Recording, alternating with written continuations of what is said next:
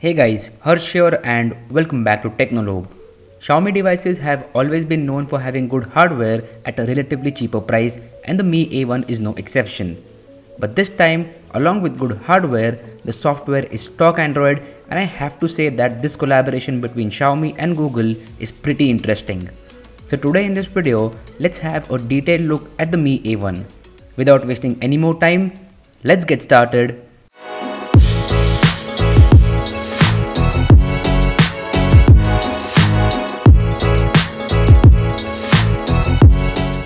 Let's start by talking about the software. One of the main selling point of Xiaomi devices is MIUI because it offers a lot of customization options and it has a pretty active community forum. All Xiaomi devices in India so far have had MIUI, but this time around it's different. Xiaomi only handles the hardware part on the Mi A1 and the software comes straight from the boss, that is Google. So the Mi A1 comes under the Android One program, which was created by Google some years back in order to offer stock Android experience to budget devices. So far, companies like Micromax and Spice have developed Android One devices, and now it's Xiaomi's turn.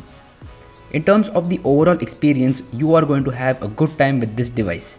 The OS is smooth, simple, and the performance is excellent. Also, regular updates are promised by Google on this device, which is quite good. Out of the box, it comes with Android 7.1.2 and I have already got an update for the August security patch.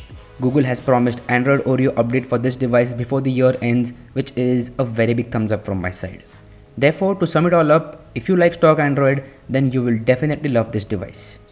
Moving on, let's talk about the design and the build quality of this phone.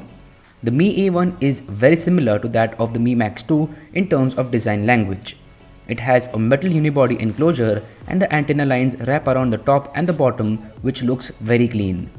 The device feels very slim in your hand thanks to the chamfered edges. The placement of the fingerprint sensor is also perfect and it is very comfortable to use. Also, the fingerprint sensor is pretty fast and accurate. So the design and the build quality gets a huge thumbs up from me and I have no complaints. In terms of the ports on this device, it comes with a USB-C port for charging and data transfer, which is placed at the bottom. Also, it has a 3.5mm audio jack right next to the USB-C port. Talking about the headphone jack, the audio output from the jack is superb. It can drive high-end headphones, which is awesome in my opinion. The Mi A1 also houses a single speaker which gets really loud. So the speaker quality is also very impressive. Up top, the phone also comes with an IR blaster which can be used to control infrared controlled appliances at your home. So you can control your TV, AC and other appliances which have an IR receiver.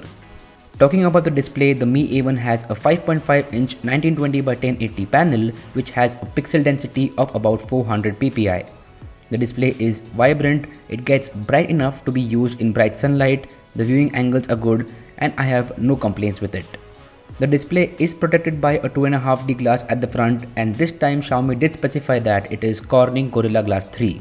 It is not the latest one, but considering the price point, it is good enough. Next up, let's talk about them cameras. So the USP of this device happens to be the dual camera setup on the rear side of the phone.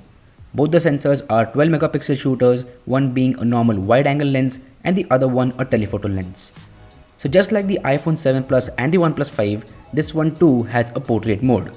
At the launch event, Xiaomi talked a lot about the portrait mode on this phone and they might have praised it way more than it actually performs in day-to-day scenarios. The portrait mode is good, but it definitely needs to be improved via software updates. Talking about the normal shots, the camera performs very well. As you can see in these sample shots, there is a lot of detail in these images and the 2x optical zoom definitely helps in many situations. In good lighting conditions, the images are very sharp and the saturation levels are good as well. In low light conditions, the camera pushes the ISO up, resulting in some noise, but still, the images are better than I expected them to be. Thanks to the large 1.25 micron pixel size, the camera takes in a lot of light, resulting in good low light performance. The front camera is a 5 megapixel shooter and frankly, I am disappointed with Xiaomi. Xiaomi should have put in a better front-facing camera since this is supposed to be a camera-centric phone, so if you are a selfie addict, then this phone won't surprise you at all. As far as video goes, this phone can shoot up to 4K 30 fps, which is awesome, but there is no form of stabilization available. So lack of OIS and EIS results in shaky handheld video.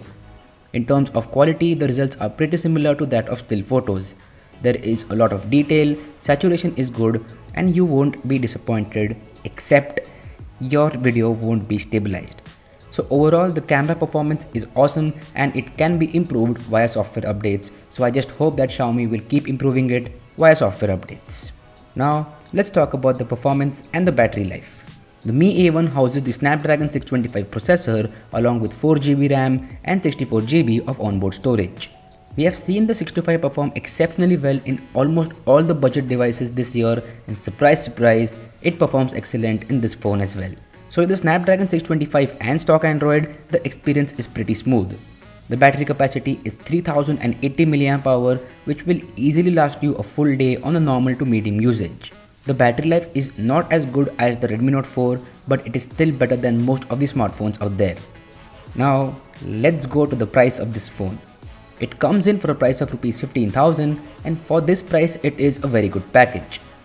To sum it all up, this phone offers stock Android, great performance, impressive dual cameras, awesome design and build quality, good battery life, and all the required sensors. So I would definitely recommend this phone for 15,000 bucks. If you want to buy it, I'll drop a link in the description box below. It comes in two colors. One is a black color, which you can see in this video, and the other one is a gold color. But there is only one storage option, that is 4GB of RAM along with 64GB of internal storage. So anyway, I am done. Do let me know how you feel about this review in the comment section down below. Make sure to smash that like button, and while you're at it, hit that red subscribe button down there. My name is Harsh Punjabi, and I'll see you guys in the next one.